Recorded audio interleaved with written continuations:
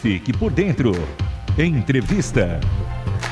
E nós já estamos aqui com o nosso entrevistado de hoje, o doutor Leôncio Queiroz Neto. Tudo bom? Seja bem-vindo. Bom dia, Renata.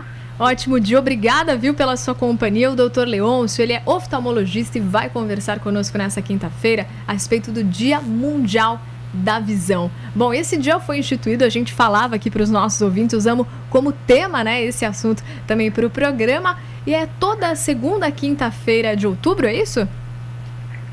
A segunda quinta-feira de outubro, dia 10, é o Dia Mundial da Visão, né? Esse é uma comemoração que a gente tem para uma valorização e uma conscientização dos problemas e das deficiências visuais. Certo, é muito importante mesmo ter isso, até porque, como a gente até falava aqui com os nossos ouvintes, muitos casos de cegueira, por exemplo, acontecem não por causas naturais, mas às vezes por falta de tratamento, né? Sem dúvida, Renata.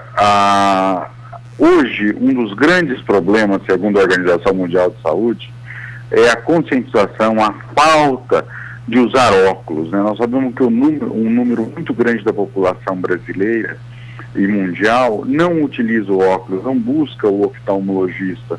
85% do nosso relacionamento com o meio ambiente é dado pela visão. E nós precisamos que as crianças comecem a usar óculos desde cedo, para estimular a visão, para trabalhar a visão e vir ter uma boa acuidade visual por toda a vida. Certo, é muito importante mesmo esse cuidado para evitar aí uma possível cegueira, mas há causas também naturais da cegueira?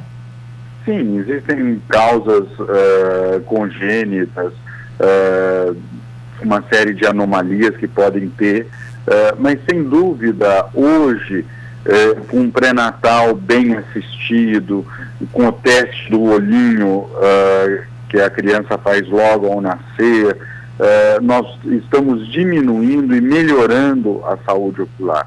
Mesmo assim, os dados do último censo do IBGE revelam que no Brasil 36 milhões de brasileiros têm algum tipo de distúrbio da visão. Ou seja, um número que é alarmante mesmo, né? Assim, a tendência é que isso melhore com esses programas de conscientização da população, com um dia especializado para falar sobre isso, mas é um número muito grande, né?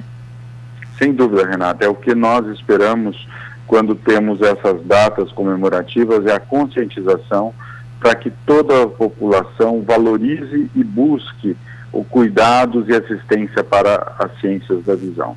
E falando em conscientização, então, para aqueles ouvintes que nos acompanham, qual que você diria, doutor, que é um tempo bom, tempo para as pessoas irem para o oftalmo? E que média, assim, que proporção, de quantas vezes ao ano? Em média, eu acho que a gente tem que levar, primeiramente, os filhos ao oftalmologista.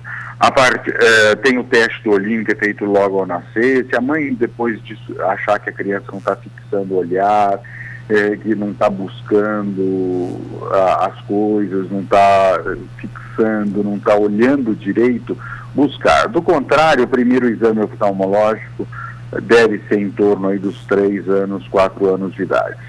Se algum problema for denotado, a necessidade do óculos, daí esses retornos são a cada ano e meio, 2 anos, quando é o tempo que muitas vezes o grau de um óculos vale. Após os 40 anos de idade, isso tem que ser, porque quando começa a vista cansada, o problema do braço curto, a dificuldade de enxergar de perto ou meia distância, isso precisa daí mudar um pouco. E se a pessoa tiver associado uma diabetes, uma hipertensão arterial, qualquer outra doença sistêmica, esses interstícios do retorno ao oftalmologista devem ser mudados. Olha, muito interessante saber que outras doenças podem acarretar também aí em problemas, né, na visão. Que tipo de coisas, hábitos que a gente faça que também interferem na nossa visão? A hipertensão arterial, o hábito de muitas vezes você fazer uso de sal à mesa, ou saleiro, também pode trazer a catarata mais precocemente. Quem tem casos de glaucoma na família, ou pessoas da raça negra ou orientais, às vezes tem uma propensão maior a ter o glaucoma. E tudo isso tem que ser verificado nas consultas oftalmológicas. A visão saudável é importante, a visita periódica ao médico oftalmologista.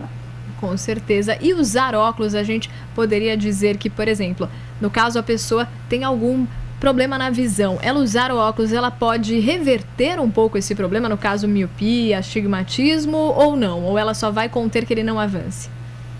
Os graus têm geralmente uma evolução na fase de crescimento.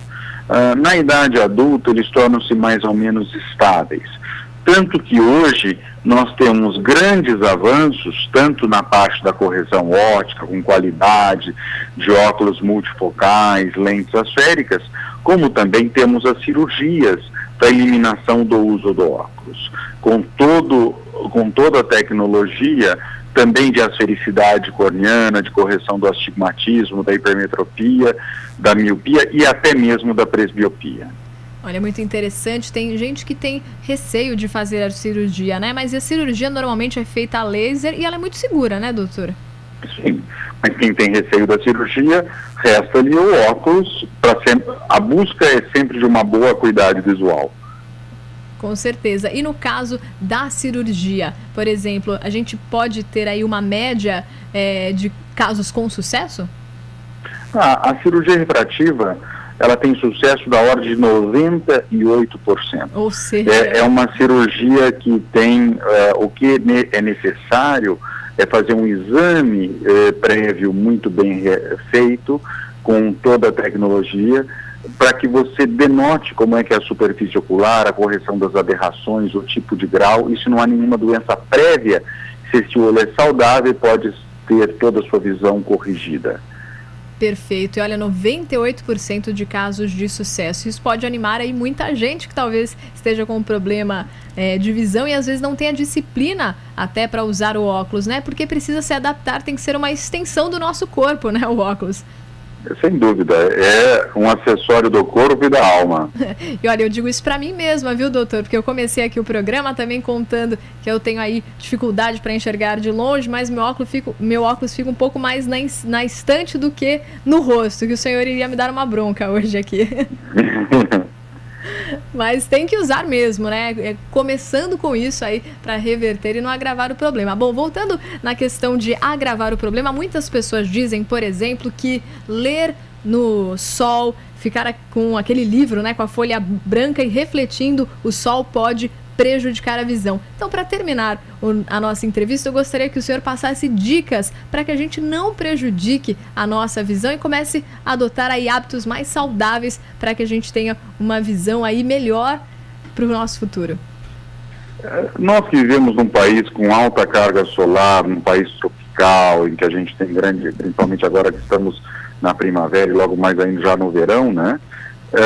Nós temos que pensar na proteção da radiação ultravioleta. Assim como o sol toca a nossa pele, ele toca os nossos olhos e adentra os nossos olhos. E nós temos tecidos que revestem o globo ocular, como a retina, que tem uma complexidade biológica muito grande e que necessitam ter proteção. E a proteção é sempre um óculos solar com filtro ultravioleta. Use a pessoa grau ou não seja um emetro que não necessite de óculos, a proteção ultravioleta é necessária nos dias de hoje pelo aumento da radiação ultravioleta que está nos chegando devido à rarefação da camada de ozônio. Esse daqui foi o doutor Leôncio Queiroz Neto, ele que é oftalmologista e conversou conosco hoje nesse Dia Mundial da Visão. Muito obrigada, doutor, pelas suas dicas, pelo esclarecimento e que a população realmente se conscientize, né? Comece por nós também, passando o exemplo também para os nossos filhos da importância de sempre cuidar da visão, sempre levar o oftalmo com uma frequência, né? Para que justamente evite aí problemas que a gente poderia não ter se a gente cuidasse um pouquinho mais disso, que é tão importante, como o senhor nos disse, bem no comecinho, ó, de 80% a 85% da percepção que a gente tem no mundo parte dos nossos olhos, né? Renata, muito obrigado a você e toda a equipe da Rádio Transmundial por ter valorizado a nossa visão nesse nosso dia. Agradeço a você e também em nome da Fundação Abiótica. Nós agradecemos também, te esperamos numa próxima. Até!